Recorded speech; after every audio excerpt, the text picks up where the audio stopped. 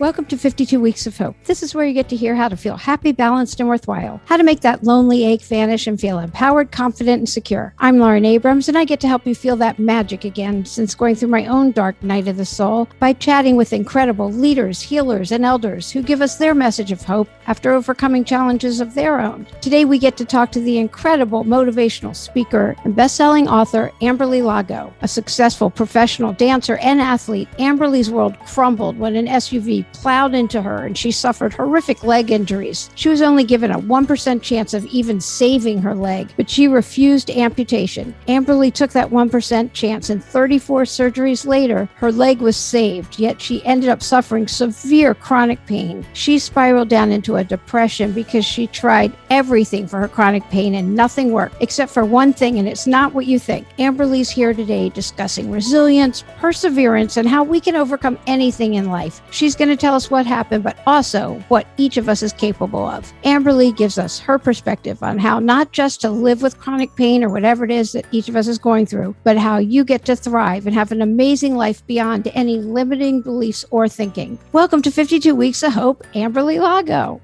Oh, thank you, Lauren. And thank you for such a beautiful introduction. I'm so grateful to be here and get to see your beautiful face and get to connect with your audience. So thank you for having me. Yeah, I'm so grateful that we were able to do this. And I know you just got back from a mastermind. Was it all women? You're probably after masterminds are always so on fire for everything. Oh my goodness. It was incredible. I think this trip in Florida, I was more grateful to be around people than I ever have been. Everything kind of shifts your perspective being here in California and not being able to be around people. Then suddenly I was around 35 women. I hugged people probably to the point where it might have been a little uncomfortable for them because I was like, I'm going to hug you. I haven't hugged in so long, but it was transformative. And there's something very healing about being by the ocean. And at the end of the mastermind, so we went through, I coached 35 women. We did panels. And at the end, me, along with my friend Tiff Peterson and Brooke Hemingway, we jumped in the ocean and it was just so healing. And you're right. It's like you get back and it just makes you realize more than ever the power there is in community and connection. And I think that being resilient is really about having those meaningful connections and having conversations that matter most. Definitely. And I keep saying, I miss hugging people. And so I'm just slowly starting to see people and hug them again. I'm like, wait, we can hug. Come on. Like I saw my neighbor. He knew they have a new grandbaby. And I said, I can't wait to meet her. And he came over and I said, we can hug. Hello. It was just like, it's still novel again. I miss it so much. Oh, I know. I am a hugger. And so that is one of the things I missed the most. So I got double vaccinated, which the decision for me actually doing that, because I know some people are like, no way I'm getting that vaccine. And yes, I'm going to get it. And at first I was like, no way I'm getting the vaccine. And my 95-year-old grandmother was talking to me and she said, I think I'd rather take my chances with the vaccine than I would with COVID. So I'm going to get the vaccine. And that kind of put everything in perspective. And then I don't know what COVID would do to me because I was diagnosed with complex regional pain syndrome and how that would affect me. So it it made me feel a little safer. I know there's no guarantees, but it gave me the confidence to travel again. I felt like it gave me some freedom to hug whoever, to be around. And I just trained one of my clients yesterday for the first time in over a year without a mask on. So it's that feeling of hope, I feel like, is in the air now, instead of fear, it's hope. Yeah. Which I love you saying that. That sounds like it'll be a soundbite. So your book, True Grit and Grace, Turning Tragedy into Triumph, documents your terrible accident that I mentioned in the intro and your amazing miracle recovery. Do you want to talk about what happened? And do you know, I don't want to forget to ask you if you know Alex Smith, the quarterback, and about his recovery. No. Okay. I'll have to write that down. Alex Smith? Yeah, he was on the Washington football team, but there's a documentary and it is grueling. I am the queasiest person ever. So when you talk about this, you can't, I'll stop you. I am. No, Okay. Yeah. I actually want you to, no, I do want you to talk about what happened, and just like the verbiage has to be a little bit. Yes.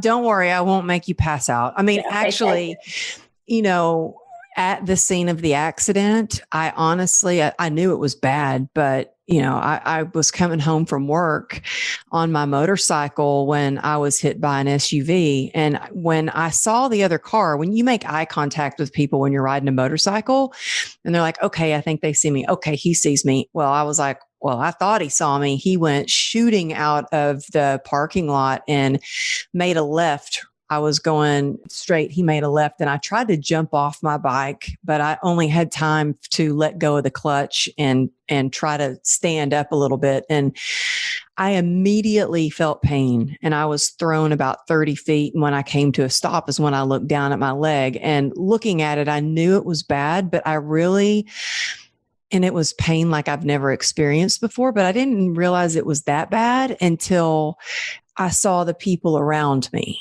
and one lady fainted and people were scared to come up to me. It was pretty horrific. And luckily a lady did finally come up to me. She was a nurse, and I was screaming and all kinds of cuss words and which I don't normally cuss like that. And one of my thoughts was, ooh, my Methodist mother would not be proud of me right now. And then one of my thoughts when I looked down at my leg was, oh, this isn't good. I might have to train clients on crutches for a while. Like, I had no idea how drastically this was going to change my life. I also didn't realize my femoral artery was severed and I was bleeding out. So luckily a guy made a tourniquet on my leg. I wish I knew who he was. He saved my life. Where were you? Were you on a freeway or highway? I was on the middle of the street on Ventura Boulevard in Woodland Hills. So I know we live close to each other. So I know where that area is. And they shut down Ventura Boulevard. And the nurse was like, you need to breathe with me. You just need to breathe. And so, the paramedics got there really fast. My husband got there fast. Wow. He said that his phone was ringing and ringing and ringing. And he wasn't answering it because he didn't know the numbers that were calling in. And he finally thought, what is going on? Because his phone would not stop ringing. And I had been screaming out, call 911, please call my husband. And I was yelling out his number. And I didn't want to move. I was just holding on to my leg because I really thought my leg was just going to fall off. That's how broken into pieces it was.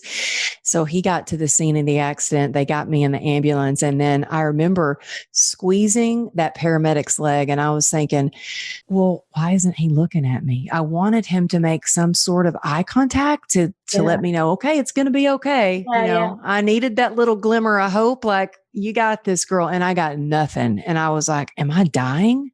Then I thought, was he following that's incredible. He was following the paramedics. And, it's interesting. At this mastermind, I had someone ask me, they were like, do you remember everything? And I was like, I remember everything in such detail, like so vividly. In fact, sometimes I wish that I didn't remember because for the longest time I would close my eyes and that's all I would see was the car coming at me and envision myself flying across and sliding across the asphalt. But when I got to the hospital, it was chaotic in there. I mean, the ER room was filled with cops now because my husband's a cop and news travels fast. And he was crying. I never heard him cry before. So it was like, oh my goodness. And that scared me because I thought, he's freaking out. What if I'm dying and he's a mess? And so I yelled across the hospital room. I was like, honey, I need you to get over here and be strong for me now. And he came over and he held my hand. And that's the last thing I remember before I was put in induced coma, because I was basically, my body, because I'd lost so much blood and I was going into shock, I was dying. And they couldn't control my pain. So they put me in induced coma, and that was the last thing I remember before, this beautiful nurse leaned over me and she had this long flowing hair and she looked like an angel, and her name's Shaniqua. And I actually still keep in touch with her to this day. And she gave me comfort because she said, don't worry. We're going to give you something to make you feel all better now. And that's the last thing I remember before I woke up out of a coma with tubes down my throat. I'd been on, life support and they said, we're going to have to amputate your leg. So so when you were how long were you in a coma? I was in a coma for a little over a week and they wanted to amputate my leg then, but my husband was like, no, I do not want you to amputate her leg. I want that to be her decision. I want her to be awake and that's her decision. And so when I finally did wake up, that's the first thing they told me was, you've got a 1% chance of saving your leg. We really do need to amputate it. It's like a war wound. And I was like, wait a minute. You said 1%. Well, then I'm willing to bet on those odds. I want to try that 1%. I need to find a doctor who's going to try to help me save my leg. And we got on Google. We searched limb salvage. We pulled a lot of strings. We said a lot of prayers and were able to get me transferred to a hospital where Dr. Wiss performed in total over years, over about 3-4 years. I lose track, but I don't lose track of the surgeries because it was 34 surgeries and they saved my leg. And so it's been a wild journey. And I think that it's so much about what we put our attention on. And like you, I love 52 Weeks of Hope because the hope that I had was that 1% chance of saving my leg. And I held on to that hope. And sometimes that's all we need is just that little glimmer of hope to carry us through some of the most difficult challenges. Reminded me, I had a period of time where I had a thing in my car that said, God never gave us a dream without giving us the strength to carry it out. And there was also the reason when we were talking a little bit before, when I wasn't going to bother applying to UCLA because somebody like me, I would never get in. And I talk about it in my first episode. And when somebody said to me, they take 25 people a year at that program from outside of UCLA. And I said, yeah. And he said, why not you? And I never would have applied if he didn't say that to me. And sometimes I we need that in that program, and it catapulted me on. So, but yours is like a whole different But they say we would never take back. We need somebody to say something like that to us. But for you, it was like, no. And I love your husband for saying, that's Amber. No. She's making that decision. It's also higher powered, that he's your husband at that time, in that place. I love that. So keep going. Oh yeah. Well, no, you're right. It is so much about the, higher power. I couldn't have gotten through any of this without my higher power that I call God. That, like I said, there was a lot of praying. And believe me, my husband reminds me still to this day, you have both your legs because of me. And so I'm like, I know, honey. Thank you. Such a guy thing. Girls are like, we do this together. Guys are like, I did this. You're so right. You are so right. I mean, he's kidding for the most part, but no, really, he's like, and our sense of humor throughout this has gotten us through a lot because after going through so many surgeries, and people ask me, well, why did you choose to keep your leg? And I'm like, well, I didn't know I was going to have 34 surgeries. If I would have known, I probably would have said, you know what, maybe not. In fact, a year after my accident, I had been diagnosed. When I got out of the hospital, I went to a doctor's appointment and I was so proud to be standing upright because they told me, I was on crutches and they told me it'd take 2 years to walk again if I would walk again. And I was like, it's been 4 months. It was like 4.5 months. And I'm like, this doctor's going to be proud of me. I am upright on crutches already because I went from being this elite athlete. I was sponsored by Nike. I had a fitness business and employed several other trainers. I had a program where I taught people how to get certified to be a trainer. It was a big business and a big life. And I went from that and doing fitness videos to being bedbound in the hospital and having bed sores.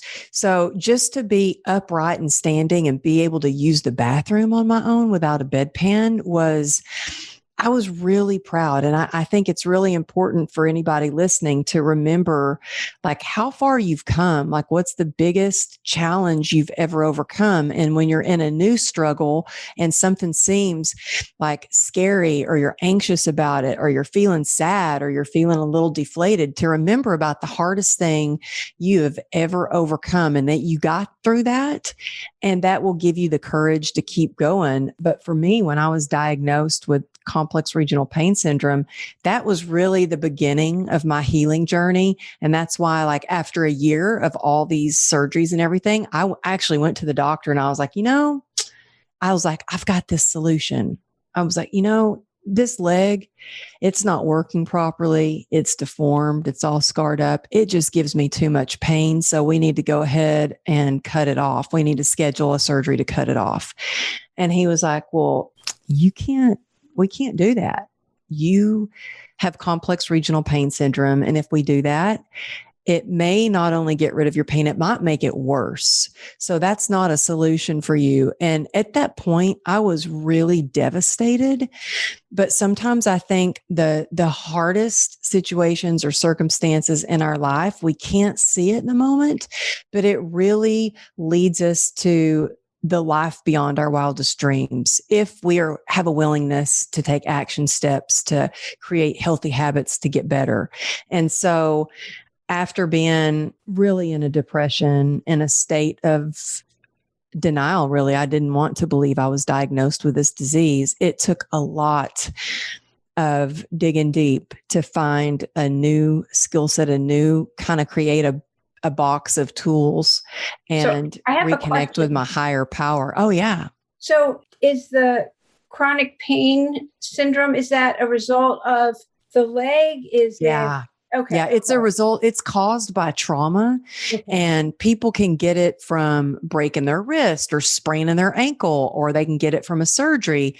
And it's when your sympathetic nervous system is all out of whack. For lack of a better term, it's like a computer that needs to be rebooted. It's not working properly. So there's a constant pain signal nonstop, and your sympathetic nervous system controls like your temperature, sweating, goosebumps. And so when I'm in a flare up, my leg will be a different color. It might have areas of goosebumps on it. It might swell.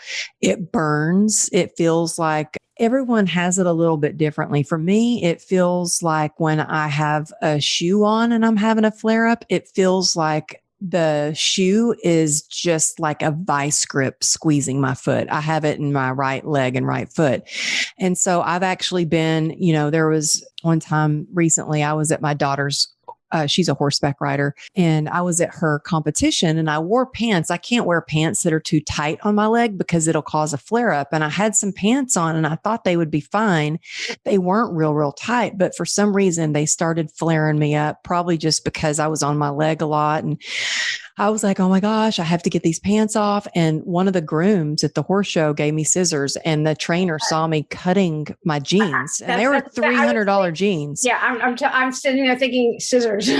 Yeah. I got scissors and I cut my jeans, and I was it's like it's so, the pain gets so overwhelming. It's like you want to do anything to try to get out of that pain. And that led me down a road of really some unhealthy habits. I mean, I tried everything, ketamine infusions, where I would go in and the doctor would infuse me all day with ketamine to try to reboot my nervous system. I had a spinal cord stimulator. At one point, I was on 73 homeopathic pills and 11 different prescriptions at one time, and nothing was working. And so I'd started drinking to try to stuff down. It kind of numbed out the pain, and that worked until it didn't, until it became a problem. And it was really changing my lifestyle, everything. It wasn't just, I feel like we have these pillars in our life of our physical, our emotional, our mental, our spiritual, our financial. And I had to work on all those pillars a little bit differently, like I had to change the way I ate. I had to get more sleep. I had to pause and ask myself, what does my body need? Because I had to unlearn some things. I was the kind of person that growing up in Texas, growing up an athlete and a dancer, I was taught you just work harder. You ignore the pain, no pain, no gain, hide your crazy and be a lady, and you better grit this out. And it was like, that didn't work for me anymore. I had to give myself grace and listen to my body and take care of myself. And so more than anything, it's not just grit and being tough. It is about mental toughness, but it's also giving yourself some grace and being a best friend to yourself and being your best cheerleader. Because man, sometimes it's tough. Times get tough. And it's like, if we're not our own best friend, then who is going to be? We have to know that we always have ourselves. Yeah. Well, God is in the pause. So if we don't take that moment just to be quiet, we can't hear the message anyway. Yeah. I do a spiritual reading every morning, and it was about the pause. And so also every morning I read, and then I text my sponsor and I tell her 3 things I'm grateful for. And I text her my reading. And this reading was all about the pause. And it says, the great creative power is everything. If you leave out one whole chunk of it by making God only masculine, you have to readdress the balance. Okay, that was one. But the one that I like too was, be still and listen to the stillness within. And so I love doing these readings because it reminds me to connect with God. Because sometimes when life gets busy and things get good, we forget, we need to really connect with our higher power and ourselves, and ask ourselves, what do we need? And do things that allow us to be in that creative zone, because it can, and have non-negotiables. I don't know if you have non-negotiables, but I have some things that if I don't do them every day, I start getting kind of off kilter, or as my family likes to say, crazy. So creating those rituals and sticking to it makes a huge difference. So what are your morning rituals? What do you do every morning? Well, I love to wake up early and have quiet time by myself before the rest of the house wakes up, and before, I'm making breakfast or checking email or, taking care of my daughter who's still here in virtual school at home. And so I wake up early so I can have that quiet time. And I do not, as much as I want to, I do not grab my phone and look at it. I don't scroll through Instagram, even though I want to. I don't check email. I'm like, no, I need to have time to myself. I write in my journal. I write 3 things I'm grateful for. I write what my intentions are. And like I said, I text my sponsor every single day. It doesn't matter if I'm traveling.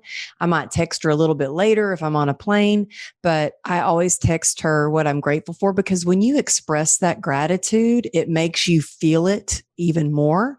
And then I move my body. That's why I'm still in workout clothes. And I think, a lot of people think they have to do journaling a certain way, or they have to have a fancy journal. And I grab anything. I have just this little notebook. And sometimes I write like no one else is going to read it. Yeah. See, and there's something very healing about writing, because, and honestly, I had no idea that the journal entries that I wrote in the hospital bed, that was really therapy for me. Had no idea that some of those journal entries would be in a book that I would write in the future.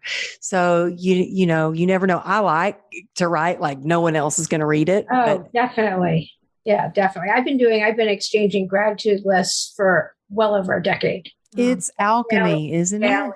Yeah. It's like, and somebody said, well, I don't feel grateful. I'm like, that's not the point. You're grateful by the time you get to the end. It's not like you do it to feel grateful. You don't do it to anyway, it raises our frequency and our vibrational level. It does so much for us. And I'm like, it really shifts your perspective, doesn't it? Absolutely. And then when I'm mad at Scott, I text him a gratitude list of everything that I'm grateful for. And by the time I get to that, I'm like, he's so great. I know, I'm so glad you brought that up. It's so important because that's such a good idea when you're upset with someone to think about, the things that you are grateful for. Like we were watching home videos last night and I was like, oh my goodness, there I was in one of the videos. My youngest daughter was 2 years old and I'm limping around because my leg is still broken and I had fallen down the stairs on my crutches. And so my wrist was broken and she was in the video. She's like, Mama, I want to see. And I pick her up with one arm and I put her on the counter and I had baked a cake for my oldest daughter and my husband's videoing. And I thought, you know what? I can be upset with him for things. Sometimes I got upset last night because him and my daughter were being, rowdy and getting into it. And I like to claim my peace at night. I'm like, I just need peace. Y'all stop acting up. And I saw that video and I was like, gosh, here's a man that I didn't go through all these surgeries by myself. Watching that video, I was like, he went through that with me. He took me to the hospital every single time. He was with me when I woke up. That's a lot. I mean, I get emotional just thinking about it. So I'm glad you said that. When I'm upset with him, I'm going to write him a little gratitude list. Yeah. Because it works. It makes you so grateful for what you do have instead of what you don't have. And it makes you grateful for the things that you can do and instead of focusing on the things that you can't do. Right. It's the whole thing. Whatever we focus on grows. It's that simple. I talked to Rabbi Jill Zimmerman, one of my first episodes. She learned all this stuff growing up and she talked about, she was so amazing. I'm like, how'd you learn this? And my mom taught me, and she knew all her feelings because her mom taught her. She's older, definitely older than us. I mean, I'm older than you anyway, but I don't think you are. I think we're the same age. But I'm like, I know way better now how I'm feeling in the moment. My kids know. I'm always so amazed. I'm like, wow, you know how you feel right now, contemporaneously. I think that's so amazing. Yeah. My mom is such an amazing lady and she worked so hard. So I definitely learned a lot of grit and how to work hard from her. But I think that she's so gracious in everything she does and so kind. And so I learned that from her. And what I think really taught me about gratitude was growing up, we were taught to always say thank you. She wasn't saying this is gratitude and this is how gratitude works. But I learned through what she did. And one of the things that really showed me the magic of gratitude was when I was in the hospital and I was laying there and I didn't know, is today going to be the day that they amputate it? Is this next surgery or am I going to make it through this next surgery? And I remember getting really depressed and, thinking, oh my gosh, I can keep staring down at my leg or being depressed. And instead I turned to my journal and I started, and it wasn't a journal. It was actually like a little notebook. I still have that notebook. And I was writing down everything, the nurses and their names, all the people that came in to see me. I was writing down, all the gifts that they had brought me and writing thank you notes because my mom taught me that we always wrote thank you notes. Yeah. And so I found that when I would write these thank you notes, it changed the way that I felt. And so when you can be of service to someone, when you can be kind, it really changes the way that you feel. For instance, we were talking about me getting back from Florida when I had a layover in Atlanta and I got there to the gate and there was a guy in a wheelchair, and I can relate to him being in a wheelchair because I was in a wheelchair for so long. And he was sitting there and he didn't have anybody with him. And I walked over and I said, do you need help? He said, yeah, I need to use the bathroom. And I told them, but I think they forgot about me. And I said, you know what? And let me tell you, I was tired. I was hurting. I was exhausted. And just me helping him get to the bathroom, I stopped thinking about how tired I was, how I was hurting. It just gave me this feeling of gratitude that I was able to help him. And then he was good. And so just little acts of kindness and little acts that we can do to pay it forward are all around us. And it's just being aware of that and taking action on it. And, a lot of people say, well, how can I be of service when I'm stuck at home and I'm not even in the office? And I'm like, there's so many things you can do. I was of service in the hospital just by reaching out to clients and checking in on it and making sure that they had their workout still going on, or I could get another trainer to work with them while I was in the hospital. And so doing those little things, or just checking on somebody that you feel like, oh, they're strong. They don't need me. They've got this. They could need you if you just check on them. And even if you tell them why you're grateful for them, it really shifts their day. And like you said, it raises their vibration. So I think it's really important to remember those things that make a big difference in people's lives. I know it makes a big difference in my life when I get a message like that. Oh, it absolutely does. And I mean, when they on Clubhouse, which is how I know you, they did this thing where it said send money, where people could send me money. I'm like, why would anybody send me money? Like, what, for talking? I don't know. So I doing a fundraiser for foster kids. Like, there's always something you can do, anyway. So yeah, I love that. I love that we met on Clubhouse, and I hold a support group every Friday for people who have been diagnosed with CRPS, or they're overcoming trauma, or they just live with chronic pain. And in that group, we have someone that I met on Instagram and we've become friends. She had to have an amputation, and she didn't have, her medical insurance didn't cover the hospital where she was supposed to have the amputation with this certain doctor. And in our Clubhouse room, now this is before I didn't have, they didn't send it to me. We set up a GoFund for her, GoFundMe. We raised $19,000 just by being in a room and her sharing her story. And so she was able to have her surgery, and the doctor told her if she would have waited one more day, she had compartment syndrome and it could have been worse. They would have had to amputate her entire leg. So it's amazing what you can do when you come together with community, especially with loving, passionate, inspired people who want to help. It's I feel like we can change the world.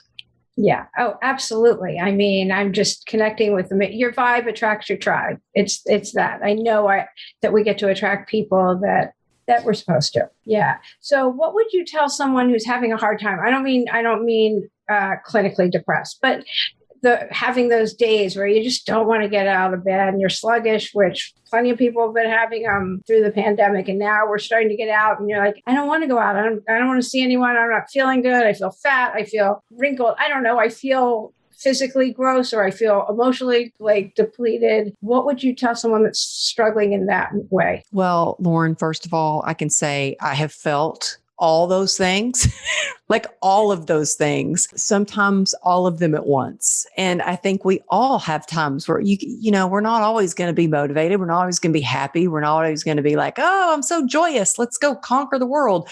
But I tell you what, I would say the thing that changes your mood and makes you feel better. And if you're feeling down or you're feeling sluggish, you're not going to want to do this. But what you have to do is move your body, because moving your body, it really moves your mood. It moves your mindset. Not only that, moving your body releases endorphins, which combat pain, which make you feel good.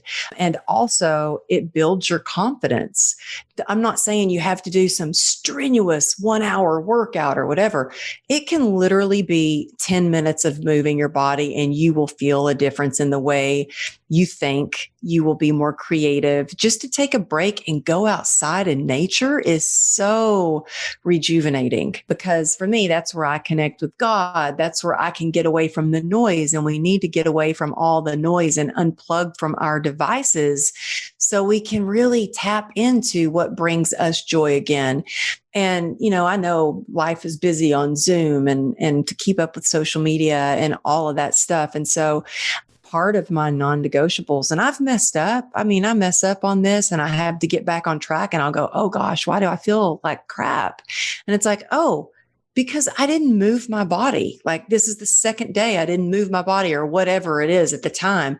But I have a chin up bar in my office here and a Swiss ball and a foam roller. And so there are days when I'm back to back to back where I might only have time to do things in between Zoom sessions or whatever it may be. But moving your body, I would say, even when you don't feel like it, is going to give you energy. You're going to feel more energized, even if you're like sluggish. It is, to me, it's my medicine, and it has changed my life. I'm grateful that I grew up moving and dancing and being an athlete, because I knew, even in the hospital, stuck in the hospital bed, if I just moved my body, I would feel better. And so I asked them in the hospital, can you please install a pull-up bar over my bed? And I asked one of the trainers, can you please bring some dumbbells? And it wasn't like I was doing these strenuous workouts in between surgery, but I was doing it because I wanted to be able to use the bathroom on my own, use that bedpan without a nurse having to help me. I wanted to keep my upper body as strong as possible. And it does something to you emotionally, mentally, physically. It makes you feel better and stronger and more confident in every way. So there's always a way you can move your body, even if it's, like me, when I was completely bedridden, I tried to move my upper body. Just start where you are and use what you have and do what you can. And once you start to feel the difference in that and how you feel, you will crave it. You will want to do it. It will be a part of your non-negotiable. Yeah, that's a great answer. Do you have skeptics, people that say, why do you even bother? Or do you not even attract those? Oh gosh. Yeah. Let me tell you, I remember when I got my first, not skeptics, haters. They were like full, and I was shocked. I was like, oh my gosh, I'm just trying to help people and give them hope and inspire them. And I had been a guest, done an interview on the doctor's TV. Mm-hmm. And when I was interviewed, they edited out the part where I talked about all the different treatments that I had tried and that none worked for me. And so it just said that I use my mindset and that's what gets rid of pain. And I'm like, no, first of all, my mindset doesn't get rid of pain. It helps me get through the pain. My lifestyle helps lower the pain.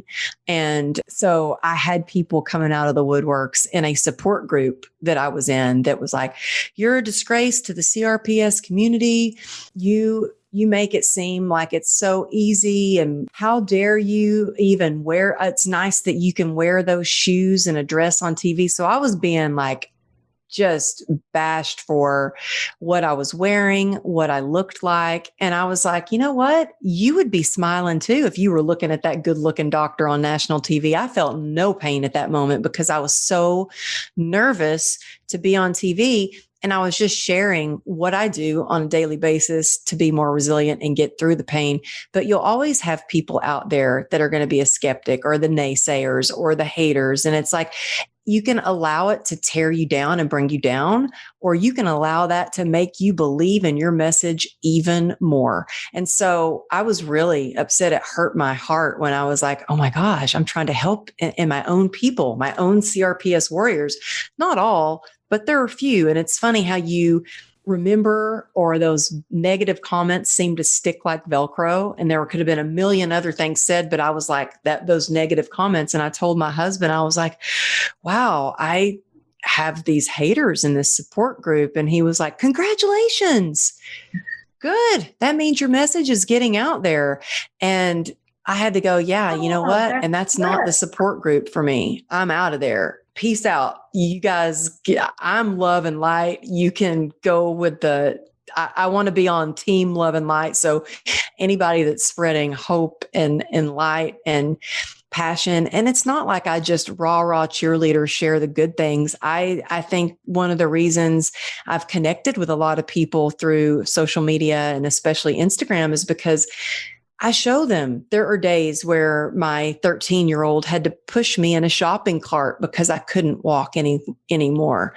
There are days when I'm standing on a stage and I feel no pain because of the adrenaline, and I feel the pain after I get off the stage.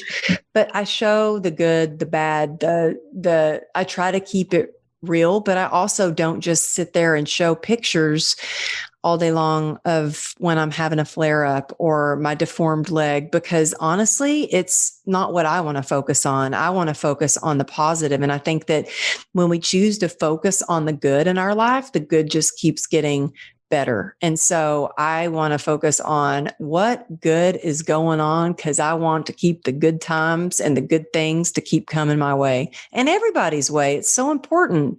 What you choose, it really makes a difference in your resilience on what you're choosing in life. Absolutely. And don't these people know about editing? But I love when I was looking at some of your past appearances, or maybe it was a podcast, I'm not sure what it was, but when you did that shift to where you love your leg. I thought that was really hard. Amazing. Can you want to just briefly talk about that before we finish? I just think that attitude shift, or the way we see things. For a long time, Lauren, I couldn't even talk about that without crying, because it was such a big change it really changed my life. But if I can go from hating myself and my leg and to looking at it totally different, then if I share that, what can someone else do? Maybe somebody else can start to look at their life or their body or, the person that they are a little bit differently. But, after my accident, I went from doing being in Shape magazine and Health magazine and a regular contributor for exercise tips for Shape and doing infomercials with Body by Jake. And I'd done a fitness video the day before my accident, and to wake up, have all these surgeries. And now my ankle's fused. So people are always like, oh, you wear boots to work out. And I'm like, well, my ankle's fused and my foot doesn't even straighten all the way where I can stand up on my foot. It doesn't go to 90 degrees. And so having a boot gives me that little lift, and my leg's deformed. It was really hard. And my self-worth was all caught up in what I did, what I provided for my family, and what I looked like. And that was completely just in an instant all gone. And I was, out of my career was gone. My looks were gone. My confidence was gone. And I really had to take a look at, my self-worth and everyone's self-worth. We're all worthy. We were born worthy. And it's who we are as a person, how we love, and the kindness that we give. And I remember going into the doctor's office, and I just hated the way my leg looked. And I sat down in front of him, and usually, the doctors, and he's the doctor that saved my leg, usually they'll put your leg up on the table. Well, he sat down in front of me and he put my leg in his lap. And my first thought was, oh my gosh, I can't believe he's putting my ugly, disgusting, deformed leg in his lap. And then he did something, and he looked at it like it was his masterpiece. Like, this leg was the 1% leg that I saved. Look at this. It's a miracle. And I started crying, and I was like, wow, if he can look at my leg that way, then maybe I can learn to look at it that way too. And little by little, it wasn't like easy and overnight, but I was able to start shifting the way that I looked at my leg and loving it and being appreciative for all that it did do, instead of looking at it for all that it didn't do and how it looked. I was like, God, this leg's a freaking miracle. Yeah. This leg is $2.9 million worth of medical bills. It's worth a lot of money. And this leg is about the scars that I have, representing the battles that I have won. And so everything changed. And the thing is, we have the ability to shift our perspective. It's all how, it's not really what happens, but it's how we view it and how we decide our attitude is about it. And so I think if you start trying to just shift your perspective a little bit every day, it's like, it allows me I wear shorts. I'm proud of my scars now, because I'm like, yeah, maybe if somebody sees them, it will show them that, wow, they'll heal. They'll get through these times. I even had a lady that had a double mastectomy, and she was so embarrassed of her scars. And I met her through Instagram, and she said, "You've changed the way that I view my body now. Now I love my scars." And I just saw she's like doing videos with like, or pictures and videos, like completely topless. So I'm like, oh my gosh, she really does love her body. She's showing it off, I'm like, good for her.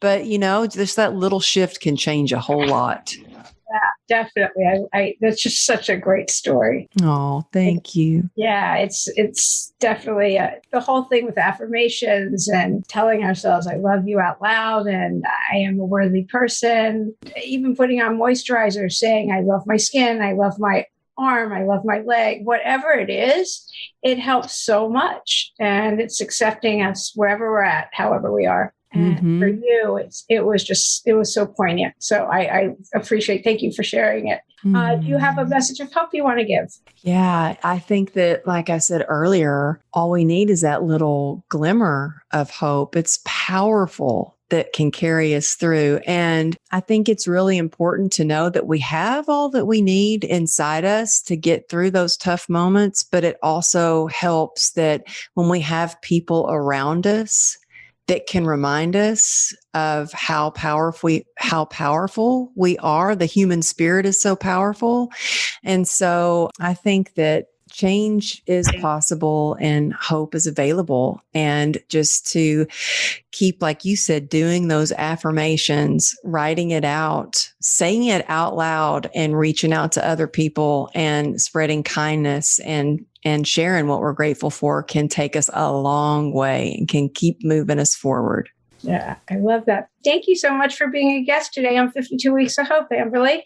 Oh, thank you so much for having me. I love talking with you and hope I get to see you in person really soon. And, anybody, I think that, it helps when we have people to talk to. So reach out to me. You can reach out, DM on Instagram or anything. Reach out, or amberlylago.com, because I'd love to hear from people. Yeah. And all of our links, everything will be on the website and with the show notes and everything else. So we'll have that there. Thank you. Yeah. I hope you enjoyed this week's episode and take with you Amberlys' messages of resilience, transformation, and belief, because anything really is possible. I'm an example of that.